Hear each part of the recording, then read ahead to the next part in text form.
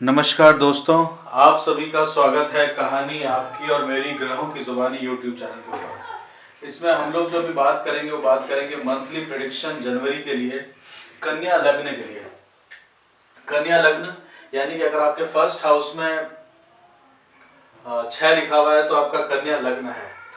कन्या लग्न जो है वो आप देखेंगे काल पुरुष की कुंडली में 6th पे आती है। काल पुरुष की कुंडली जो है वो मेष लग्न की कुंडली रहती है, उसमें 6th पे आती है।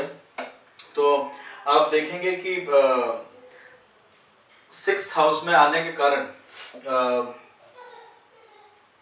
शत्रु जो है, शत्रुओं के ऊपर में आपका क्या बुद्धिमानी से आप विजय प्राप्त कर लेते हैं, क्योंकि वो आपके लग्न में ही आता है। आपको बहुत कैलकुलेटिव और ये रहता है।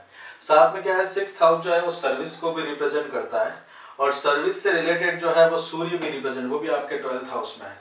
तो ज्यादातर आप लोग जो है सर्विस या हॉस्पिटैलिटी या इन सब के अंदर में अपने आप को इन्वॉल्व देखेंगे। आपकी जो लाइफ रहेगी वो साफ सफाई या बहुत हाइजीनिक आप अपने आप के घर को रखना चाहते हैं। साथ ही साथ में हॉस्पिटैलिटी या किसी की सेवा के अंदर में आप बहुत इस चीज को मानते हैं। शुक्र जो है वो आपके घर के अंदर मतलब आपके सेकंड हाउस के और साथ के साथ में आपके त्रिकोण के स्वामी भी हैं। और शुक्र जो है वो बुध के मित्र है, तो खान पान के प्रति आपका शौक रहता है। हालांकि शुक्र स्वयं जो है वो आपके फर्स्ट हाउस के अंदर में डेबिलिटेड हो जाते हैं, तो वर्ल्डली अफेयर्स में यानी कि दुनियादारी के अंदर में आप बहुत ज्यादा इम्पैक्ट नहीं ला पाते। मतलब आपको समझ में तो आ रहा होता है पर आप उसको इतनी अच्छी तरीके से नहीं कर पाते। साथ के साथ में शुक्र आपके रिलीजियस को भी रिप्रेजेंट करते हैं, और रिलीजन जो धार्मिक आस्था होती है वो आप दिल से ना समझ के अगर आपको दिमाग से या लॉजिकली बताई जाए तो उसके अंदर में आप काफी अंदर अपना अच्छा रिजल्ट लेके आते हैं। और वहां पे अभी क्या राहु बैठे हैं, तो राहु के होने के कारण क्या है कि आपको कुछ रिलीजियसली इस तरह के काम जो ऑफ द ट्रैक होते हैं जिनके बारे में आप सोच रहे होंगे। ये राहु जो है 23 सितंबर 2020 समय आपके धर्म स्थान पे आए थे, आपके लॉजिकल स्थान पे आए थे, जहाँ पे आप ईश्वर के घर पे आए थे। तो वहां पे आपको कुछ ईश्वर के प्रति जिस आस्था में अभी आप है वहां पे थोड़ा सा आपको डगमगाहट सी महसूस करने को मिलेगी। साथ के साथ में उनकी जो दृष्टि है, पंचम दृष्टि 1 2 3 4 5, पंचम दृष्टि जो है वो आपके लग्न पे भी है, यानी कि आपके फर्स्ट हाउस में भी है। और फर्स्ट हाउस को जो मंगल रिप्रेजेंट करते हैं वो आपके 8th के स्वामी हैं।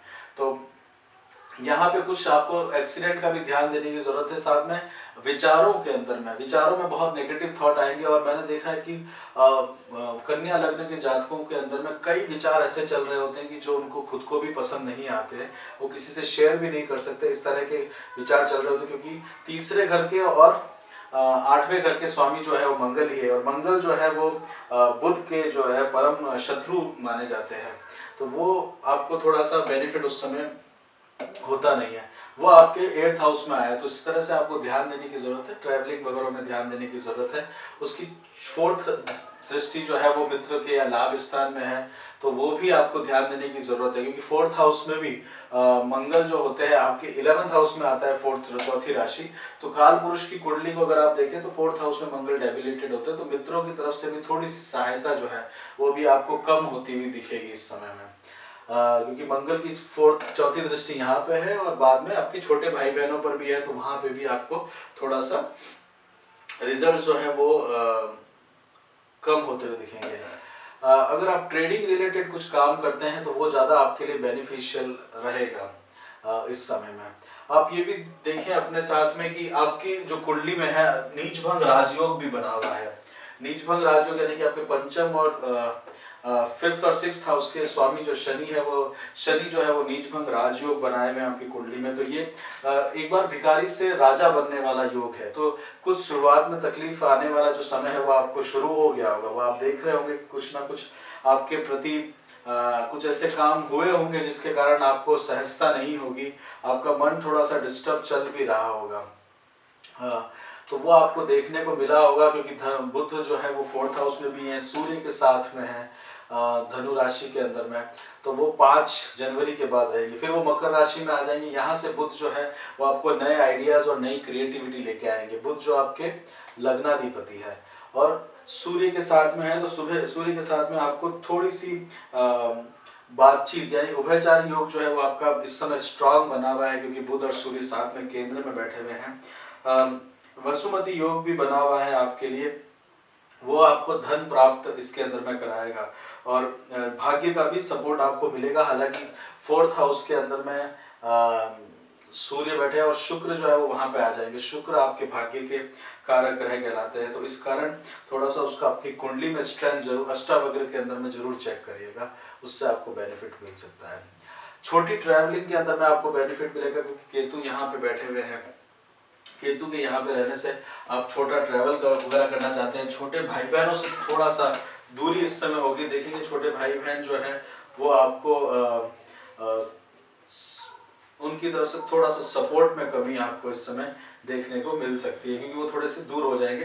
तो इसलिए आपको केतु के कारण थोड़ी सी प्रॉब्लम इसमें आ सकती है, क्योंकि वो मंगल की राशि में है और केतु जो है एक तरह से कुछ ना कुछ उसके उनके अंदर में मंगल के अंदर में केतु के गुण भी रहते हैं। बुध जो है वो 6 जनवरी से 25 जनवरी तक मकर राशि में रहेंगे, आपके केंद्र और त्रिकोण में रहेंगे। तो यहाँ से आपका थोड़ा सा जीवन थोड़ा 6 जनवरी के बाद में थोड़ी पटरी पे जिंदगी आएगी। आपको थोड़ा सा उत्साह अपने जीवन में, नए नए आइडियाज को आप आगे बढ़ते हुए देखेंगे। साथ के साथ में संतान की तरफ से जो थोड़ी चिंता चल रही है उसमें भी थोड़ी कमी आपको आती दिखेगी। हालांकि शनि जो है वो 7 जनवरी को अस्त हो जाएंगे, तो वो आपके लिए कामकाज के अंदर में थोड़ी सी रुकावट लेके आएंगे। वाइफ की तरफ से आप देखिए, क्योंकि बुध जो है वो 7th हाउस में यानी कि मीन राशि में नीच के होते हैं, तो वाइफ की तरफ से थोड़ा सा आपको जो प्रॉब्लम वगैरह रहता है उसके अंदर में थोड़ा सा आपके घर में सुधार होने के चांसेस रहेंगे। 4th हाउस जो है बुध आपके वहां बैठे हैं, तो फैमिली के साथ में भी जो समय बिता रहे हैं आप, वो भी उसमें अच्छे से जाएगा। किसी को काउंसलिंग या एडवाइस करते हैं तो वो टाइम भी आपका ठीक रहेगा। अगर काउंसलिंग वगैरह से रिलेशन आपका है तो वो रिजल्ट जो है आपके अच्छे आएंगे। कुछ अगर म्यूजिक से रिलेटेड अगर आप कुछ काम करते हैं या पोइट्री से या लिखने का आपका काम है, तो वहाँ पे आपको ग्रोथ होती हुई दिखेगी। हालांकि अगर आप कुछ छपवाने या पब्लिकेशंस उसको लेके जाएंगे तो वो रिजल्ट जो है थोड़े से मुश्किल रहेंगे। आपको अपने इंट्यूशंस बहुत स्ट्रांग हो जाएंगे 6 जनवरी से 25 जनवरी, और जो आप सोच रहे होंगे वो बिल्कुल ठीक जाएगा। आपको कुछ समय बाद आपको उसका रिजल्ट भी अच्छे से देखने को मिलेगा, क्योंकि लग्नेश जो है वो आपके पंचम स्थान में आएंगे। बुध जो है वो इंट्यूशंस के ऊपर में बहुत काम करते हैं, तो वो इंट्यूशंस आपको बहुत बेनिफिट लेके आने वाले हैं इस जनवरी के महीने में। साथ के साथ में आपके जो मित्र ग्रह हैं, शुक्र जो है वो आपके 9th यानी घर में आएंगे, तो वहाँ पे भी आपको थोड़ा सा रिलीफ मिलना शुरू होगा। हालांकि सूर्य वहाँ बैठे हुए हैं, तो खर्चा जरूर हो सकता है, व्यय स्थान जरूर हो सकता है, क्योंकि वो आपके व्यय के स्वामी हैं, परंतु ओवरऑल शुक्र की तरफ से आपको थोड़ा सा रिलीफ मिलने की चांसेस ज़्यादा है। शुक्र 4 जनवरी से 28 जनवरी पे वहाँ पर रहेंगे। 30 जनवरी को बुध वक्री हो जाएंगे, उस समय आपको ध्यान देने की जरूरत है। अगर आप देखें तो आप बहुत ही मतलब बुद्धिमानी से काम करने के कारण जाने जाते हैं, कैलकुलेटिव और बहुत ज़्यादा रिस्क नहीं लेते, और जो जीवन में और वैसा आपका जजमेंट रहता है। और बुध जब आपके पंचम स्थान में आएंगे यानी कि मकर राशि में आएंगे, तो आप राइट रॉन्ग को एकदम इजीली जज कर पाएंगे। हालांकि शनि उस समय सपोर्ट नहीं कर रहे होंगे, गुरु भी जो है वो नीच राशि में है, तो उसके कारण परिवार की तरफ से और स्पाउस की तरफ से हेल्थ के रिगार्डिंग आपको ध्यान देने की ज़रूरत पड़ेगी। बट ओवरऑल जो है वो आपको कैलकुलेटिवली आप चलेंगे तो बहुत अच्छा आपके लिए रिजल्ट्स लेके आएगा। गाड़ी अगर ट्रैवल करना चाहते हैं तो उसमें ध्यान दीजिएगा, क्योंकि मंगल जो है वो आपके 8th हाउस में बैठे हुए हैं, तो वो ध्यान देने की उसमें ज़रूरत है। मंगल छोटे भाई बहनों को भी रिप्रेजेंट करते हैं, तो उसमें भी थोड़ा सा ध्यान देने की आपको ज़रूरत है। वहाँ से भी आपको पॉजिटिविटी वगैरह जो है वो मिलने के चांसेस थोड़े से कम हैं। फादर से रिलेटेड देखा जाए तो सूर्य जो है वो फादर को रिप्रेजेंट करते हैं, तो सूर्य जो है वो आपके 5th हाउस में 14 तारीख को मकर संक्रांति के समय में यहाँ पे 10th हाउस में आ जाएंगे, और वो आपके पंचम स्थान के स्वामी भी हैं। तो पिता की तरफ से आपको थोड़ी सी या सरकार की तरफ से देखा जाए तो आपको सरकारी कामकाज में थोड़ी सी तकलीफ जरूर इसमें आएगी, पर 5th हाउस में सूर्य जो है वो अपना अच्छा रिजल्ट लेके आएंगे। मकर संक्रांति के समय में अगर आप कुछ दान पुण्य वगैरह करते हैं तो वो आपके लिए बेनिफिट लेके आएगा ओवरऑल रिजल्ट्स के अंदर में देखा जाए तो। हेल्थ से रिलेटेड देखा जाए तो आपका हेल्थ ठीक रहेगा, आप अपनी हेल्थ को मेंटेन कर पाएंगे और हेल्थ से रिलेटेड बहुत ज़्यादा इसके अंदर में कुछ चिंताजनक बात नहीं दिख रही, सिवाय मंगल वहाँ बैठे हैं तो एक्सीडेंट का ध्यान देने की ज़रूरत है गाड़ी चलाते हुए। एजुकेशन से रिलेटेड देखा जाए तो एजुकेशन में आप ग्रोथ अपनी देख पाएंगे, अपने आप को आगे बढ़ते हुए देख पाएंगे और साथ में आपकी जो इंटरेस्ट रहता है वो क्लासिकल लर्निंग, क्योंकि सेकंड हाउस जो है वो घर की जो विद्या होती है उसे सीखने में इंपॉर्टेंट रहता है, वहाँ पे शुक्र उसके स्वामी है। साथ में जो बड़ी एजुकेशन है वो भी उसके भी शुक्र आपके स्वामी है। तो क्लासिकल एजुकेशन यानी हिस्ट्री से रिलेटेड अगर आप कुछ काम वगैरह करते हैं तो वो आपको थोड़ा सा आगे प्रोग्रेस होता हुआ दिखेगा, क्योंकि शुक्र भी जो है 4th हाउस में उस समय आ चुके होंगे। जॉब से रिलेटेड देखा जाए तो आपके जॉब से रिलेटेड अगर आप चेंज करना चाहते हैं तो उसके अभी योग बने हुए हैं, नीचभंग राजयोग भी है, तो उसके लिए आप नया सर्च कर सकते हैं। साथ के साथ में लग्न के ऊपर में गुरु की दृष्टि है 1 2 3 4 5 6 7 8 9, तो इस कारण भी आपको अपने अंदर ग्रोथ दिखेगी। साथ में गुरु की दृष्टि लग्न के होने के कारण भी स्वभाव की दृष्टि कहलाती है, नवम दृष्टि, तो वहाँ पे भी कुछ अच्छे रिजल्ट्स आपको देखने को अपने आप में मिलेंगे। ओवरसीज जाने का प्लान कर रहे हैं तो इस समय प्लान कर सकते हैं ओवरसीज का। अगर कुछ बना रहे हैं तो कुछ समय में, अगर अभी आज प्लान करेंगे तो 2 महीने में जब थोड़ी सी पोजीशंस चेंज होंगी तो आप अपने आप को अच्छी पोजीशंस पे देख पाएंगे। अगर आप ओवरसीज ऑलरेडी जा चुके हैं तो वहाँ पे थोड़ा सा अभी आपको चिंता वगैरह दिखेगी। घर रिटर्न होने के बारे में ज़रूर सोच सकते हैं, क्योंकि केतु की पोजीशन चेंज हुई है 23 सितंबर के बाद में। बिजनेस से रिलेटेड अगर आप देख रहे हैं या सोच रहे हैं तो बिजनेस आपको ज़रूर करना चाहिए। बिजनेस आपके लिए, अगर आप अभी नींव रखेंगे बिजनेस की तो अच्छी आपके लिए रहेगी।